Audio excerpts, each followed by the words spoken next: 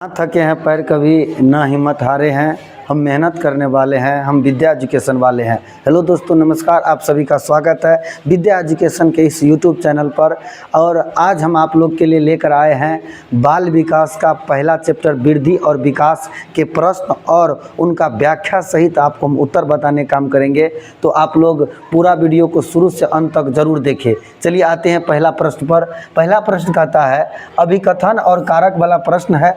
और पहला प्रश्न इसमें कहता है कि जबकि कुछ बच्चे 12 महीने के उम्र में बरबराना और 2 शब्दों का वाक्य बोलना शुरू कर देते हैं और अन्य 20 महीने की उम्र तक ऐसा नहीं कर पाते हैं।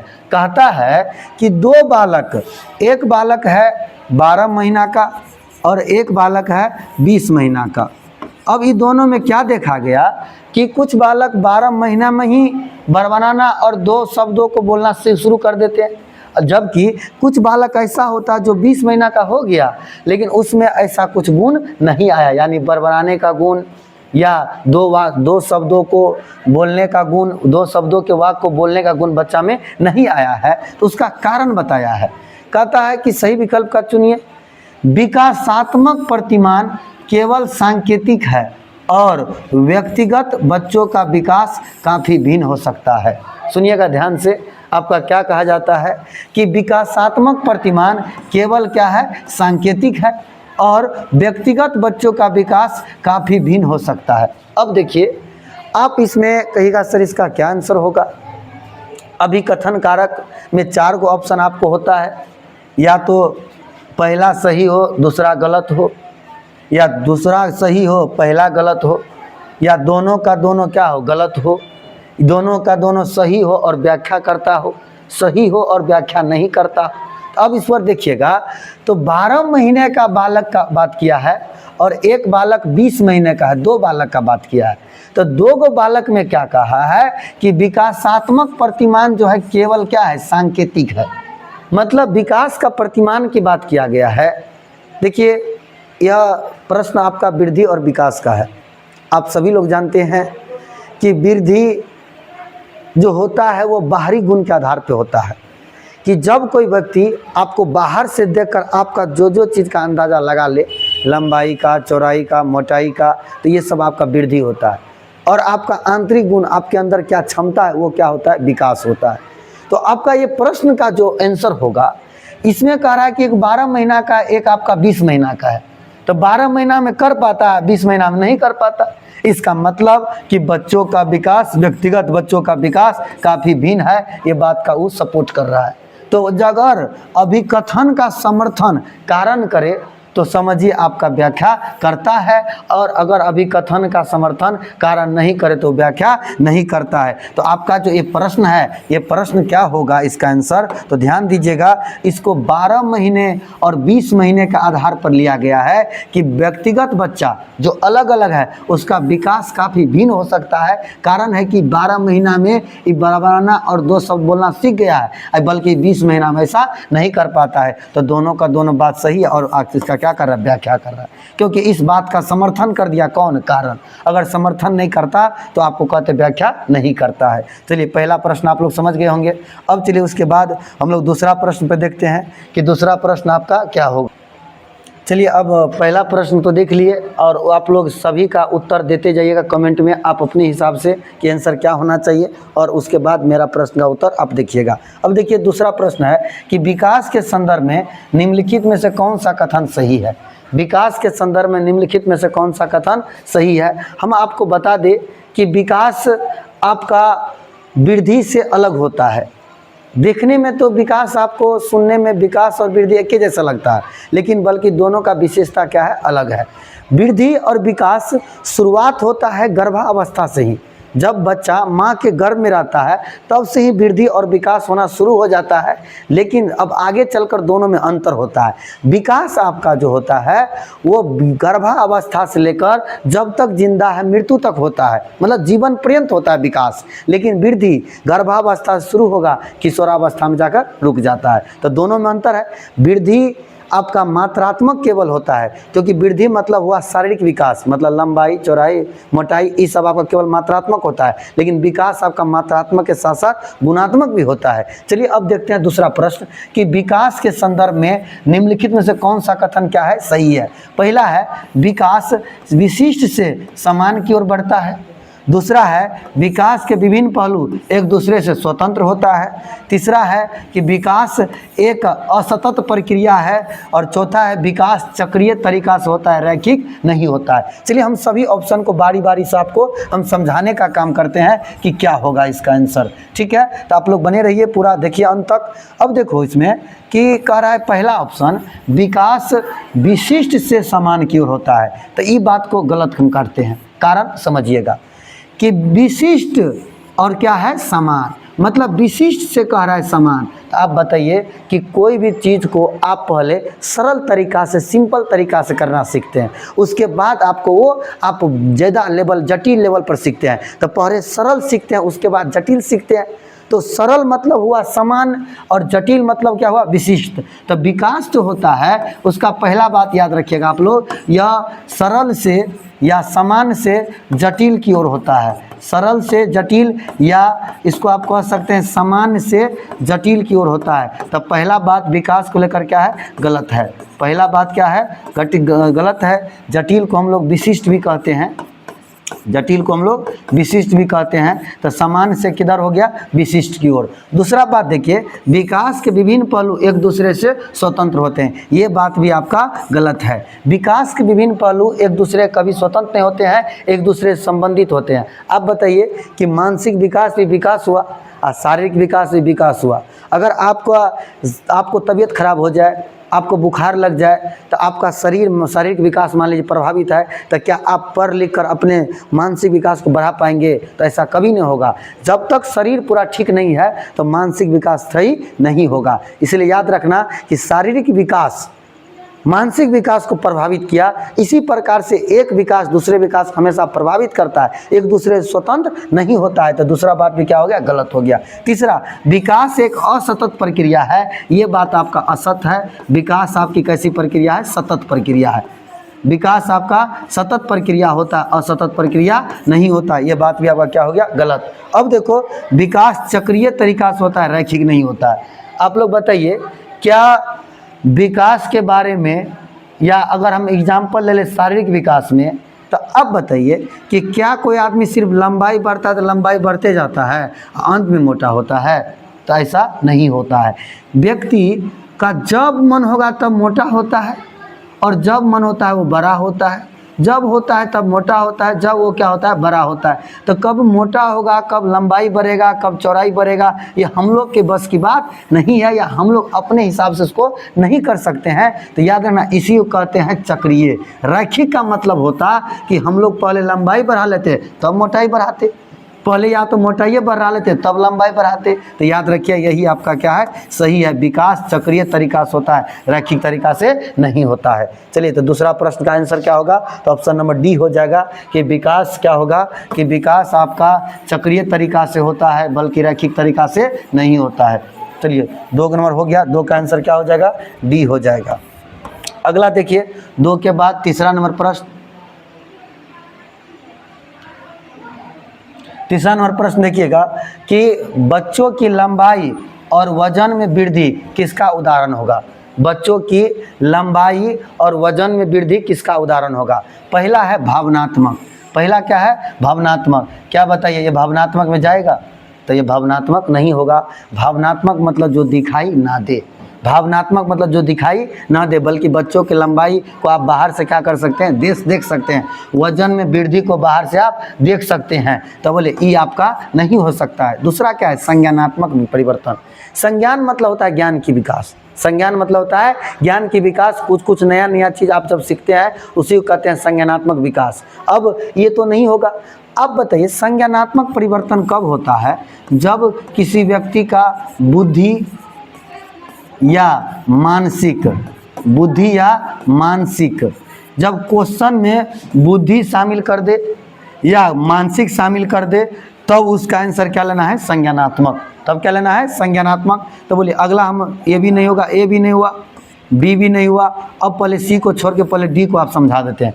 डी मतलब हुआ गुणात्मक परिवर्तन।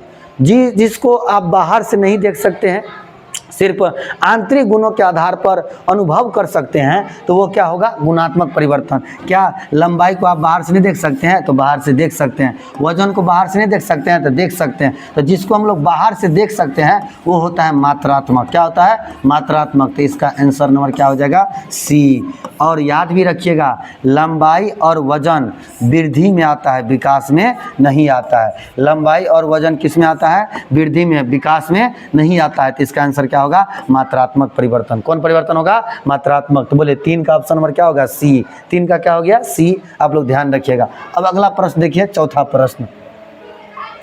चौथा प्रश्न आप देखिएगा, ये प्रश्न अभी कथन और कारक का प्रश्न है कि चौथा प्रश्न का आंसर क्या होगा। इसको चलिए हम लोग जानते हैं कि अभी कथन और कारक। 1 मिनट इंतजार करिएगा आप लोग। अब देखिए चौथा प्रश्न। चौथा प्रश्न क्या है, अभी कथन और कारक का है, बहुत ही महत्वपूर्ण है। किशोरावस्था के दौरान जेंडर अपेक्षाओं के अनुरूप स्त्रीत्व या पुरुषत्व की परंपराओं का पालन करने के लिए दबाव बढ़ जाता है।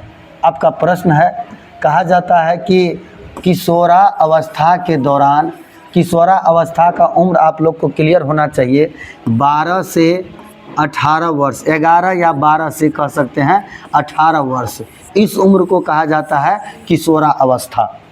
तो यही उम्र में जेंडर अपेक्षाओं के अनुरूप स्त्रीत्व, यानी कोई महिला है तो उसका गुण, या कोई पुरुष है तो पुरुष का गुण, और उसका क्या परंपरा है समाज में, क्या महत्व है, उसका पालने का दबाव। मतलब कि महिला है तो महिला का काम करिए, पुरुष है तो पुरुष का काम करिए, इस सब आज्ञा पालन का दबाव बढ़ जाता है।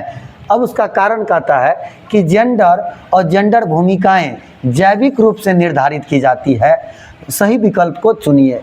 आप एक बात याद रखिएगा, जेंडर आपका जैविक रूप से नहीं होता है बल्कि सामाजिक रूप से होता है। जेंडर कैसी संरचना है, तो सामाजिक संरचना है, जैविक संरचना नहीं है। इस बात को आप ध्यान रखिएगा। जेंडर कैसी संरचना है, तो सामाजिक संरचना होता है जेंडर, ना कि जैविक संरचना होता है। तो ये तो आपका सही है, ये बात सही है कि किशोरावस्था में कोई व्यक्ति पुरुष है तो उसका पुरुष का काम करने को उसमें आना चाहिए। उसका दबाव समाज का बढ़ जाता है कि लड़का हो तो लड़का की तरह करो, लड़की हो लड़की की तरह करो, तो ये सब दबाव उस पर क्या होता है, बढ़ जाता है। मतलब स्त्री में स्त्रीत्व का गुण, पुरुष में पुरुष का गुण पालन करने का दबाव क्या होता है, बढ़ जाता है। ठीक है, तो आप पहला अभिकथन क्या है, सही है, लेकिन यह क्या है, गलत है। कारण गलत क्यों हुआ, तो इस कारण से जैविक रूप, कौन कारण से, जैविक रूप, बल्कि क्या होता है, सही होता है, सामाजिक। तो बोलिए ए सही और आर क्या है, गलत। ऑप्शन नंबर कौन हो जाएगा, सी। ए सही और आर क्या हो जाएगा, गलत। तो बोलिए चौथा प्रश्न क्लियर। अब अगला प्रश्न हम लोग देखें, 5वां नंबर प्रश्न। देखिए 5वां नंबर प्रश्न देखिए कि संवेदनशील अवधि वह समय अवधि होता है जिनके दौरान कुछ विशेष रूप से सामान्य विकास के लिए महत्वपूर्ण होता है। आप बताएंगे पहले कि संवेदनशील अवधि क्या होता है। संवेदनशील अवधि क्या होता है उसको चलिए हम लोग पहले जानते हैं, तब उसके बाद जानेंगे कि क्या होगा। संवेदनशील अवधि, आप कोई भी काम करने के लिए जाते हैं और उस काम करने को लेकर अगर आप पूरी सक्रिय है, आपको मन होता है कि काम हम कब कर दे, तो समझिए आप उस काम के प्रति क्या है, संवेदनशील है। तो क्वेश्चन आपका क्या है कि संवेदनशील अवधि वह समय अवधि होती है जिसके दौरान कुछ ... विशेष रूप से समान, कुछ ... विशेष रूप से समान विकास के लिए क्या होता है, महत्वपूर्ण होता है। तो आपका पहला है कि उत्पत्ति मूलक द्वारा, पहला है उत्पत्ति मूलक कारक, दूसरा है मानव जाति कारक, तीसरा है पर्यावरणीय कारक और चौथा है वंशानुगत कारक। समझिएगा इस प्रश्न को अच्छा से थोड़ा। कहा जाता है कि संवेदनशील अवधि, कौन अवधि, संवेदनशील अवधि एक ऐसा समय अवधि होता है जिसके दौरान कुछ ... विशेष रूप से समान विकास के लिए क्या होता है, महत्वपूर्ण होता है। तो आप बताइए संवेदनशील अवधि होगा कहाँ पर। तो आप अगर पढ़ाई के माहौल में बैठे रहते हैं तो आप पढ़ाई के प्रति क्या रहेंगे, संवेदनशील रहेंगे। आप अगर 10 को लोग में बैठने उठने वाले हैं तो 10 लोग जिस तरह का बात बोलेंगे उसी का असर आप पर पड़ेगा और उसी बात को लेकर आप क्या रहेंगे, संवेदनशील रहेंगे। अगर आप नेता सबके साथ रहिएगा तो आपका दिमाग में सिर्फ नेता वाला बात ही आएगा और आप विद्यार्थी के साथ रहिएगा तो आपके मन में विद्यार्थी जैसा व्यवहार होगा। तो ये हो रहा है कहाँ से, तो आपके आसपास के चीज़ों से, और आसपास के चीज़ों को हम लोग क्या कहते हैं, पर्यावरण। तो संवेदनशील अवधि के लिए आप याद रखिएगा पर्यावरणीय कारक विशेष रूप से समान विकास के लिए क्या होता है, महत्वपूर्ण होता है। तो इसका सबसे बेस्ट ऑप्शन क्या हो जाएगा, सी। बेस्ट ऑप्शन कौन हो जाएगा, सी हो जाएगा। कौन कारक आ जाएगा, पर्यावरणीय कारक। कौन कारक, पर्यावरणीय कारक हो जाएगा। इस बात को आप लोग क्या रखिएगा, याद रखिएगा। इसका ऑप्शन और क्या हो जाएगा, सी। क्योंकि आप जिस माहौल में जिस वातावरण रहते हैं आपका मनोवृत्ति भी ऐसा ही धीरे धीरे बन जाता है। ठीक है, चलिए अगला प्रश्न हम लोग देखते हैं, क्वेश्चन नंबर 6।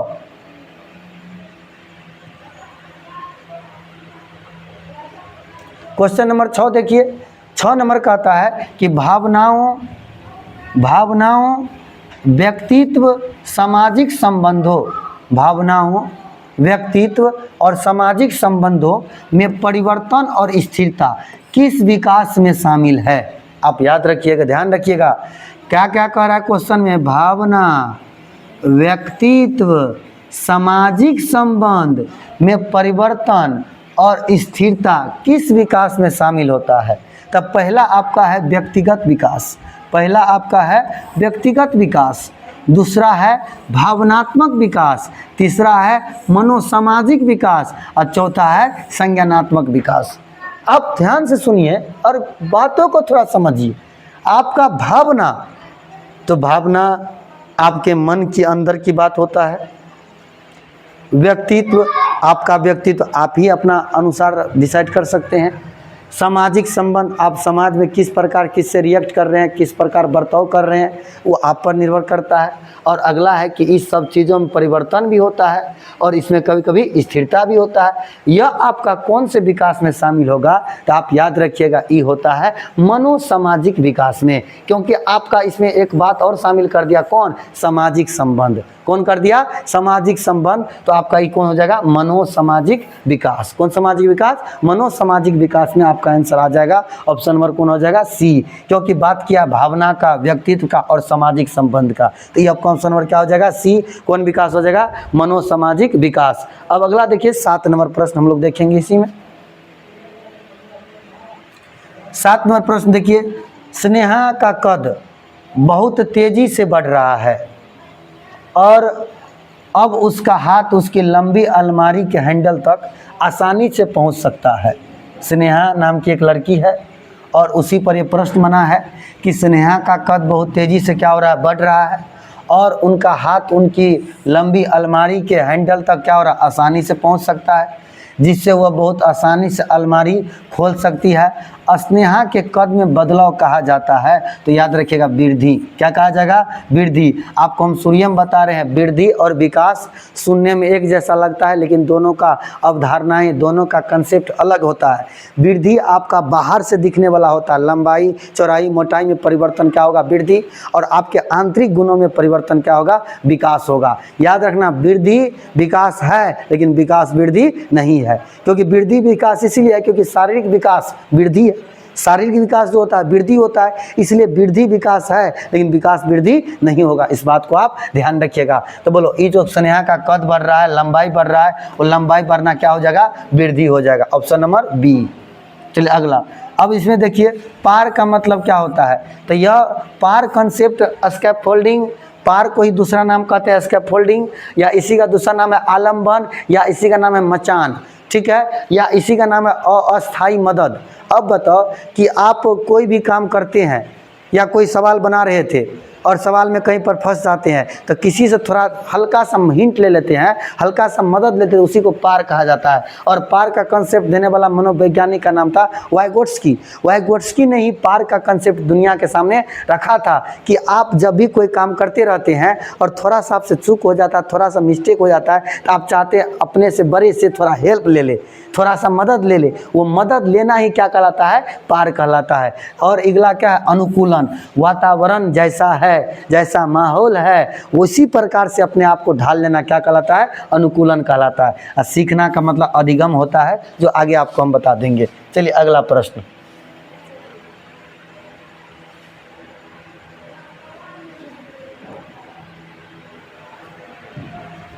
देखिए अगला 8 नंबर प्रश्न देखिए, कहता है कि किस आयु में बच्चे शब्दों के खेल में शामिल हो जाते हैं? किस आयु में बच्चे शब्दों के खेल में क्या होते हैं? शामिल हो सकते हैं और ऐसे चुटकुले और पहेलियां को पसंद कर सकते हैं जिनमें शब्दों का खेल क्या हो? शामिल हो। तो आपका क्वेश्चन है कि कहा जाता है कि किस आयु में बच्चे शब्दों के खेल में शामिल हो जाते हैं। ध्यान दीजिएगा, शब्दों के खेल में शामिल हो सकते हैं और ऐसे चुटकुले और पहेलियां को पसंद करते हैं जिनमें शब्दों का खेल क्या हो? शामिल हो। आप ध्यान रखिएगा कि जब बाल विकास की बात करेंगे तो पहला अवस्था आपका जो होता है वो होता है गर्भावस्था। गर्भावस्था, उसके बाद आपका दूसरा होता है शैशवावस्था। शैशवावस्था, उसके बाद आपका तीसरा होगा पूर्व बाल्यावस्था। पूर्व बाल्यावस्था, चौथा होगा उत्तर बाल्यावस्था। उत्तर बाल्यावस्था, और आपका पांचवा हो जाएगा किशोरावस्था। बाल विकास की कुल इतना अवस्था को आपको पढ़ना रहता है और इसी में से आपका प्रश्न आता है। तो आप जो देख रहे हैं कि गर्भावस्था, शैशवावस्था और अगला आपका हो गया, एक मिनट, गर्भावस्था, शैशवावस्था, पूर्व बाल्यावस्था, उत्तर बाल्यावस्था और किशोरावस्था। गर्भावस्था का समय 9 महीना का होता है। शैशवावस्था का वर्ष 0 से 2 वर्ष होता है। पूर्व बाल्यावस्था 2 से 6 या 7 वर्ष होता है और उत्तर बाल्यावस्था 7 से 11 या 12 वर्ष होता है और किशोरावस्था 11 या 12 से आपका 18 वर्ष तक होता है। तो आपका ये प्रश्न है कि किस आयु में बच्चे शब्दों के खेल में शामिल हो सकते हैं और ऐसे चुटकुलों और पहेलियां का पसंद कर सकते हैं शब्दों का क्या खेल क्या हो? शामिल हो। आप इस बात को ध्यान रखिएगा, शब्दों की खेल की जब बात करेगा तो शब्दों का खेल 1 वर्ष में तो होगा नहीं, अगला 3 वर्ष में शब्दों का खेल बच्चा कर पाएगा नहीं, क्योंकि अभी धीरे धीरे बोलना क्या करते हैं? सीखते हैं। अब बात हो गया कि 12 वर्ष होगा कि 7 वर्ष होगा। आप लोग कमेंट करिए 12 वर्ष होगा कि 7 वर्ष होगा, उसके बाद हम इसका आंसर देंगे। देखिए अब इसमें 12 वर्ष और 7 वर्ष। अब बताओ 12 वर्ष में बच्चा तो उत्तर बाल्यावस्था क्रॉस कर लिया है और उत्तर बाल्यावस्था को क्रॉस कर लिया तो उसमें तो बहुत सारा समझ हो गया। तो अब यहाँ पे कर रहा है कि शब्दों का खेल शामिल हो और वो पहेलियां को पसंद कर रहे हैं। तो आप याद रखिएगा ये आपका परफेक्ट होगा कौन वर्ष के लिए? 7 वर्ष के लिए। और 7 वर्ष में बच्चा शब्दों के खेल में शामिल होता है और ऐसे चुटकुले और पहेलियां को पसंद करने में शब्दों का खेल हो मुख्य रूप से क्या हो? शामिल हो। तो ऑप्शन नंबर क्या हो जाएगा? डी आंसर हो जाएगा। कितना वर्ष? 7 वर्ष। चलिए अगला प्रश्न। अगला प्रश्न आप देखिएगा, प्रारंभिक बाल्यावस्था में वृद्धि ... और सोच ... जबकि मध्य बाल्यावस्था में वृद्धि ... और सोच ... देखिए प्रारंभिक बाल्यावस्था और अगला आपका क्या है? मध्य बाल्यावस्था। दोनों में क्या होता है? अंतर होता है। यह बात है बाल्यावस्था का, क्योंकि बाल्यावस्था को हम लोग फेज में बांट कर क्या करते हैं? पढ़ते हैं। तो आपका जब प्रश्न को देखिएगा प्रारंभिक बाल्यावस्था में वृद्धि, तो वृद्धि को लेकर थोड़ा अगर बात आप सोचिए, वृद्धि 2 समय बहुत तेज़ी से होता है। वृद्धि 2 समय बहुत तेज़ी से होता है। एक आपका शैशवावस्था, जब बालक का क्या हो? जन्म हो, शैशवावस्था, इस समय वृद्धि बहुत तेज़ी से होता है। और एक आपका लास्ट किशोरावस्था, ये दोनों अवस्था में वृद्धि क्या होता है? बहुत तेज़ी से होता है। और इसके अलावा जब बात करेंगे तो वहाँ पर वृद्धि क्या होता है? धीमा होता है। तो वृद्धि बहुत तेज़ी से कौन कौन अवस्था में होता है? तो 2 अवस्था में, एक आपका शैशवावस्था और एक आपका किशोरावस्था। आप इस बात को याद रखिएगा, नोट कर लीजिएगा कि शैशवावस्था और किशोरावस्था 2 अवस्था में वृद्धि बहुत ही क्या होता है? तेज़ी से। लेकिन आपका बात क्या प्रारंभिक बाल्यावस्था में? प्रारंभिक बाल्यावस्था में वृद्धि क्या होता है? थोड़ा स्थिर होता है और उसका सोच किसी भी चीज़ को कहता है कि अपना ही है, ककरो सामान को अपना ही मानने लगता है तो कह सकते हैं कुछ हद तक क्या हो, आत्म केंद्रित। बल्कि मध्य वाले अवस्था में वृद्धि आपका क्या होता है, धीमी होता है। क्या होता है, धीमी, और सोच उसका थोड़ा तर्क पर आधारित क्या हो जाता है, तार्किक। तो ऑप्शन नंबर इसका क्या हो जाएगा, बी हो जाएगा सही। आप याद रखिएगा वृद्धि मात्र 2 अवस्था में तेज होता है, शैशवावस्था और किशोरावस्था। इसके अलावा कहीं पर यह तेज नहीं होता है, इस बात को आप क्या रखिएगा, ध्यान रखिएगा। ठीक है, तो 9 का ऑप्शन नंबर क्या हो गया, बी। अगला देखिए 9 के बाद 10 नंबर प्रश्न। 10 नंबर देखिए, निम्नलिखित में से कौन सा स्थूल गति कौशल है। देखिए गति कौशल,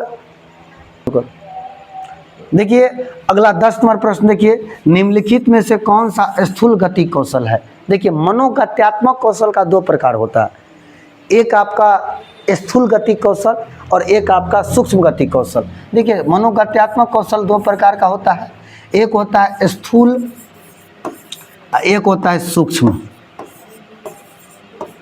स्थूल का मतलब सूक्ष्म, स्थूल का मतलब होता है बड़ा और सूक्ष्म का मतलब क्या होता है, छोटा।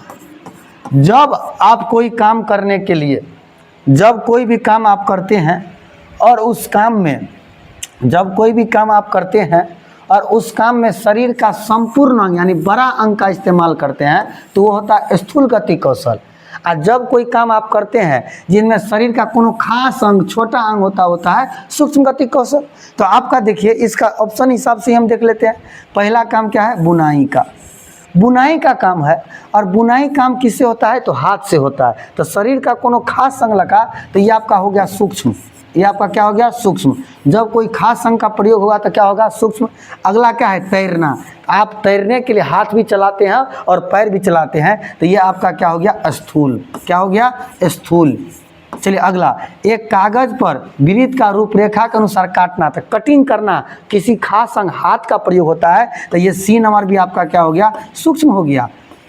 और डी नंबर, एक कागज पर बड़े आयत का रूपरेखा काटना, जितना भी काटना वाला बात होगा सब आपका क्या होता है, सूक्ष्म। तो आपसे क्वेश्चन क्या किया है कि निम्नलिखित में से कौन सा स्थूल गति कौशल है। तो देखिए ये सूक्ष्म हो गया, ये सूक्ष्म हो गया, ये सूक्ष्म हो गया, तो तैरना क्या हो गया, स्थूल हो गया। तैरना रहता, दौड़ना रहता, तो ये सब आपका क्या होता है, स्थूल गति कौशल होता है। तो आपका 10 नंबर का आंसर क्या हो गया, बी। चलिए अगला क्वेश्चन देखते हैं। 11 नंबर प्रश्न देखिए, 11 नंबर प्रश्न आप लोग देखिए और इसको बनाइए, इसका आंसर क्या होगा, आंसर जरूर कमेंट करिए आप लोग। अब देखो कि भौतिक वृद्धि और विकास, भौतिक वृद्धि और विकास। देखो वृद्धि का एक और नाम होता है भौतिक वृद्धि, ये कोई नया नाम नहीं है। वृद्धि का नाम क्या होता है, भौतिक वृद्धि। भौतिक वृद्धि और विकास, विकास के डॉट डॉट और डॉट डॉट सिद्धांतों क्या करते हैं, पालन करते हैं। देखिए भौतिक वृद्धि कहे या वृद्धि कहे, दोनों बात क्या होता है, समान होता है। जो आपको कहा जाता है विकास के डॉट डॉट का क्या करे, पालन करे। अब ध्यान दो, भौतिक वृद्धि का सिंपल मीनिंग हो गया वृद्धि, और विकास तो अपने आप में क्या है, विकास। वह विकास के डॉट डॉट और डॉट डॉट सिद्धांतों क्या करते हैं, पालन। पहला क्या लिखा है, एकीकरण, और दूसरा क्या लिखा है, विभेदीकरण। एकीकरण मतलब सरल से जटिल और जटिल से सरल। मतलब भौतिक वृद्धि आपका हो गया, इसका मतलब कि सरल से जटिल, अब विकास हो गया जटिल से सरल। तो ये कभी जटिल से सरल नहीं हो सकता है, और इसको हम देखते ही क्या करेंगे, काटने का काम करेंगे कि विभेदीकरण नहीं होगा, जिस कारण से पहला ऑप्शन क्या हो गया, गलत हो गया। दूसरा बात है शीर्षगामी। शीर्षगामी देखिए 2 प्रकार से होता है, एक होता है शीर्षगामी, एक होता है अधोगामी। शीर्षगामी मतलब शीर्ष से पैर की ओर। तो आप बताइए, वृद्धि किसी बालक का जो माँ के गर्भ में वृद्धि होता है तो पहले क्या होता है, सिर, और उसके बाद क्या होता है, पैर। तो सिर से किधर हो गया, पैर। तो ये बात आपका सत्य है। दूसरा हो गया समीपस्थ यानी आंतरिक से बाहरी। तो विकास होने का काम नाभि से शुरू होता है और बाहर की ओर होता है। तो ये आपका बिल्कुल ही क्या है, सत्य है। शीर्षगामी और क्या हो गया, समीपस्थ। तो बोलो भौतिक वृद्धि हो गया शीर्षगामी जो सिर से पैर, और आपका केंद्र से बाहर कौन होता है, समीपस्थ आंतरिक से बाहरी। तो विकास हो गया समीपस्थ, अब वृद्धि हो गया शीर्षगामी। ऑप्शन नंबर क्या हो जाएगा, सही बी हो जाएगा। ठीक है, अब आगे देखिए और याद रखिएगा, समीपस्थ आंतरिक से किधर होता है, बाहरी होता है। इस बात को भी क्या रखना है, याद रखना है। चलिए अगला नंबर प्रश्न 12 नंबर प्रश्न देखते हैं। 12 नंबर प्रश्न क्या कहता है एक बार देखिए इसको और बनाइए आप लोग। कथन क्या कहता है, बच्चों का शारीरिक विकास महत्वपूर्ण है क्योंकि यह बच्चों के सामाजिक व संज्ञानात्मक विकास को भी क्या करता है, प्रभावित करता है। देखिए सरल तरीका से कोनो बात को जब सीटेट में रखा जाता है तो वो बात आपका सत्य होता है। देखिए कितना आसानी से कहता है कि बच्चों का शारीरिक विकास महत्वपूर्ण है क्योंकि यह बच्चों के सामाजिक व संज्ञानात्मक विकास को भी प्रभावित करता है, ऐसे कहा गया। इसका अगला देखो, बचपन में विकास के सभी आयाम एक दूसरे से जुड़े रहते हैं तथा एक दूसरे को बेहद प्रभावित करते हैं। कहा जाता है कि बचपन में विकास के जितना भी आयाम होता है, आप चाहे शारीरिक भी आयाम हो जाए, चाहे वो आपका मानसिक हो जाए, चाहे आपका वो संज्ञानात्मक हो जाए, तो कोई भी आयाम होगा तो वो जो आपका होता है आपका एक दूसरे से जुड़ा रहता है।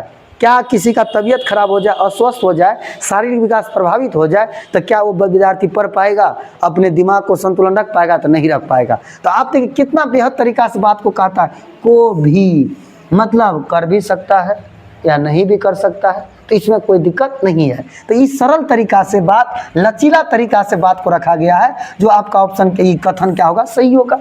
और उसी बात को यहाँ पर दोहराया है कि बचपन में विकास के सभी आयाम एक दूसरे से क्या है, जुड़ा है, क्योंकि यहाँ पर बात किया शारीरिक विकास और यहाँ पर बात किया सामाजिक विकास। तो एक से अधिक विकास का बात आपका अभिकथन में भी है और यहाँ पर एक दूसरे का बात कर दिया है, तो दोनों बात क्या क्या मैच कर गया, और दोनों बात मैच करेगा तो दोनों सही है और इसका सही व्याख्या करता। ऑप्शन नंबर क्या हो जाएगा, इसका ऑप्शन नंबर हो जाएगा आपका ए, कि ए और आर दोनों क्या है, सही है और ए आर की सही व्याख्या करता है। तो ऑप्शन नंबर देखिए इसका क्या हो जाएगा, ए हो जाएगा। अब अगला प्रश्न देखिए,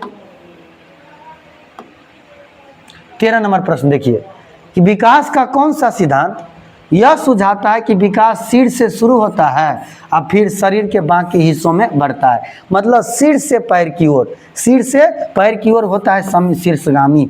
सिर से पैर कौन होता है, शीर्षगामी। और केंद्र से बाहर कहता तो समीप दुर्भिमुख। केंद्र से अगर बाहर कहता तब आपका क्या होता है, समीप दुर्भिमुख हो जाता, ऑप्शन नंबर ए। लेकिन यहाँ पर कहा है कि कौन सा सिद्धांत सिर से शुरू होता है और किधर जाता है, पैर की ओर। सिर से किधर जाता है, पैर की ओर जाता है, तो इसका क्या हो जाएगा, शीर्षगामी। अगला देखिए,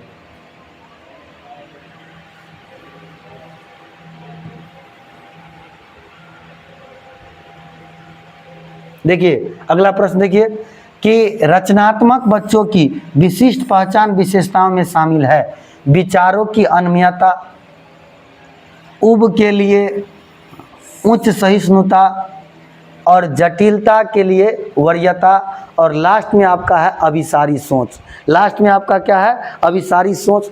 तो इस क्वेश्चन को आप देखिएगा तो इसमें पॉजिटिव निगेटिव का खेल करना पड़ेगा कि कौन चीज़ पॉजिटिव और कौन चीज़ क्या होगा, निगेटिव होगा। आपका पहला प्रश्न, अनम्यता मतलब होता है ध्यान नहीं देना। अनम्यता मतलब होता है उस पर सोचना नहीं, विचार नहीं करना।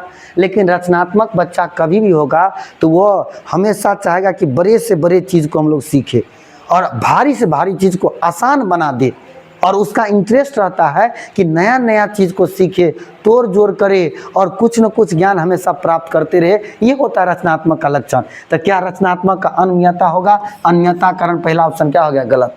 अगला हो गया उब। उबना निगेटिव होता है कि अगर कोई विद्यार्थी उब जाएगा तो वो कोई चीज़ सीख नहीं पाता है, तो आपका विदु भी गलत हो गया। अगला अभिसारी सोच, यह निगेटिव ही होता है, यह निगेटिव होता है, इसको कभी भी हम लोग सही नहीं करते। पॉजिटिव प्रश्न हमेशा क्या होगा, गलत होता है। अभिसारी सोच होता क्या है, तो जब कोई प्रश्न रटे रटाया वाला प्रश्न हो उसको हम लोग अभिसारी सोच का पढ़े। जैसे बिहार की राजधानी कहाँ है, पटना, तो सब विद्यार्थी रटता है पटना है, लेकिन यही बात कहता है बिहार की राजधानी का विशेषता बताए तो 10 विद्यार्थी 10 रंग का आंसर देता, तो वो होता है अपसारी सोच। तो अपसारी सोच सही होता है, अभिसारी सोच निगेटिव होता है। अगला देखिए, तो इसका आंसर होगा क्या, तो जटिलता के लिए वरीयता। मतलब वो जटिल से जटिल चीज़ को क्या बनाना चाहेगा, सरल बनाना चाहेगा, और सरल बनाकर उसको क्या करेगा, तोड़ जोड़ करके सीखने का काम करता है। कौन विद्यार्थी, रचनात्मक। तो ऑप्शन नंबर क्या हो गया, सी।